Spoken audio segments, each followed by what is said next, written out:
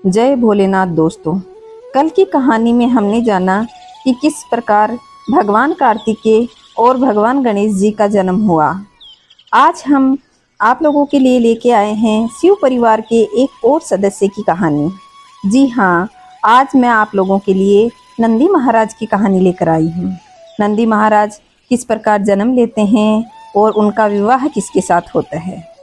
तो दोस्तों, अगर आप लोगों को ये कहानी पसंद आए तो लाइक शेयर ज़रूर करें और चैनल पे पहली बार हैं तो सब्सक्राइब कर लें, पास के बेल आइकन को दबा लें ताकि आने वाले वीडियो का नोटिफिकेशन आपको सबसे पहले मिले।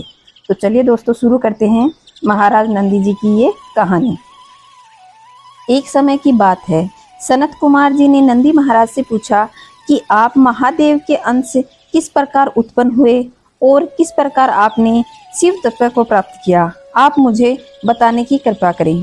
तब नंदी महाराज बोले कि हे सनत कुमार, जिस प्रकार शिव जी के अंश से उत्पन्न होकर मैंने शिव तत्व को प्राप्त किया और उनकी कृपा प्राप्त की, वह मैं आपको बताता हूँ। आप सावधानी पूर्वक सुनिए।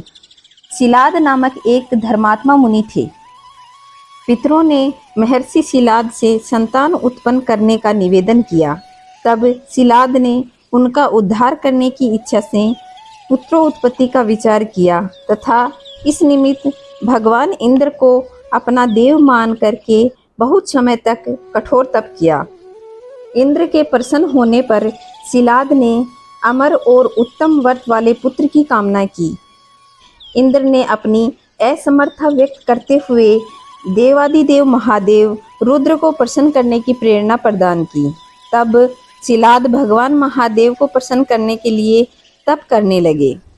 शिव के प्रसन्न होने पर शिलाद ने उनसे कहा, हे प्रभु, मैं आपके ही समान मृत्युहीन अयोनिज पुत्र चाहता हूँ।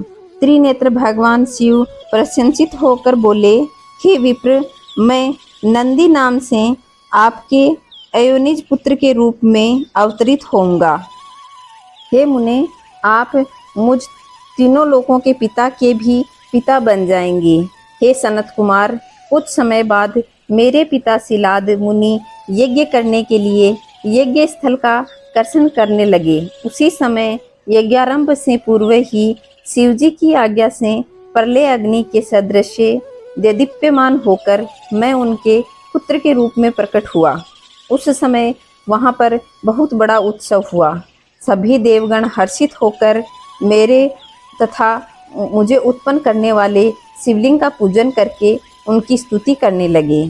शिलाद बोले, हे सूर्येश्वर, आपने मुझे आनंदित किया है, अतः आपका नाम नंदी होगा और इसलिए आनंद स्वरूप आप प्रभु जगदीश्वर को मैं प्रणाम करता हूँ। नंदीश्वर बोले, इतना कहकर मुझे साथ लेकर के वे पर्णकुटी में चले गए। हे मुने, जब मैं महर्षि शिलाद की कुटी में गया तो मैं अपने शरीर को त्याग करके मनुष्य रूप धारण कर लिया। पुत्र वत्सल शिलाद ने मेरे समस्त जात कर्म आदि संस्कार किए। उन्होंने वेदों तथा समस्त शास्त्रों का भी अध्ययन संपन्न करवाया। 7वें वर्ष में पूर्ण होने पर मित्र और वरुण नाम के 2 मुनि आश्रम में पधारे। उन्होंने कहा कि हे तात, आपके पुत्र संपूर्ण शास्त्रों में पारंगत हैं, किंतु दुख की बात है कि ये अल्पायु होंगे। अब इस वर्ष से अधिक उनकी आयु नहीं है। यह सुनकर के शिलाद दुख से आकुल होकर के अत्यधिक विलाप करने लगे।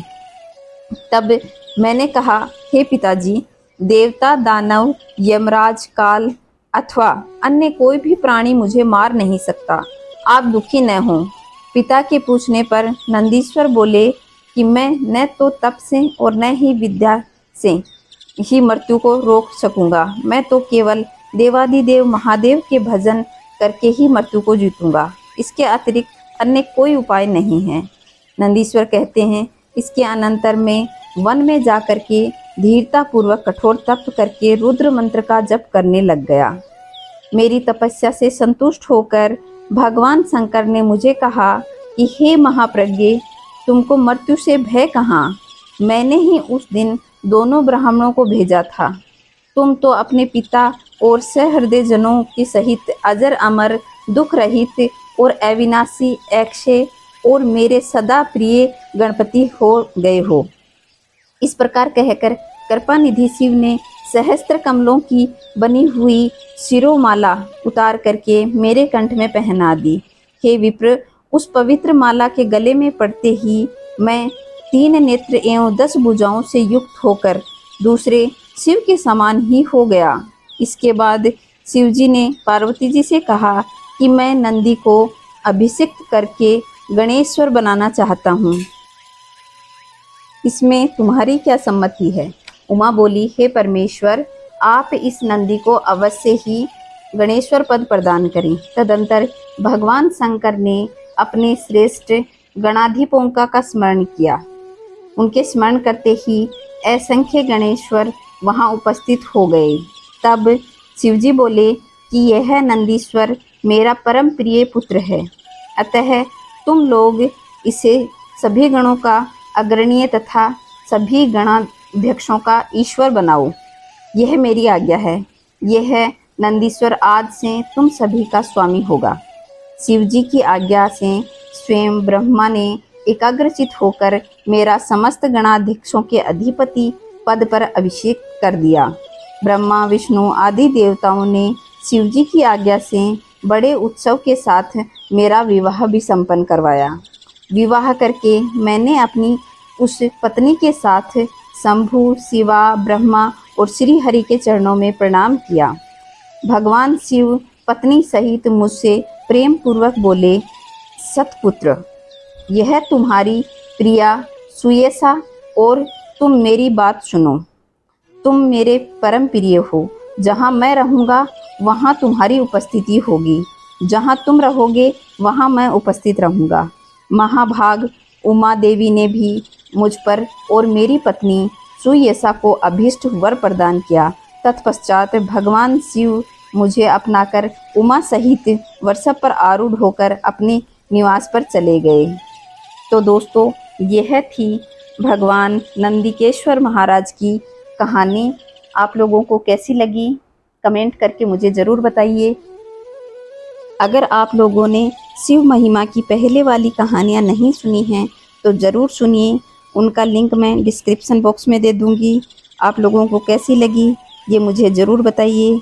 दोस्तों, आप कमेंट करिए जिससे मुझे पता चले कि मेरी ये कहानियाँ आपको कैसी लग रही हैं। और चैनल पे पहली बार आए हैं तो सब्सक्राइब ज़रूर कर लें। जय भोलेनाथ दोस्तों।